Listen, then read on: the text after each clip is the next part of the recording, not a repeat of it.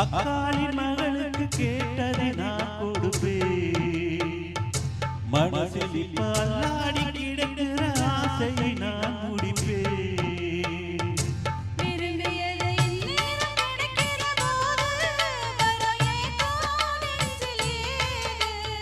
எல்லாருக்கும் நினைத்தது போலே மன வாழ்க்கை வாய்த்திடாது. இப்போது நான் அதை கண்டுபிடித்தேன்.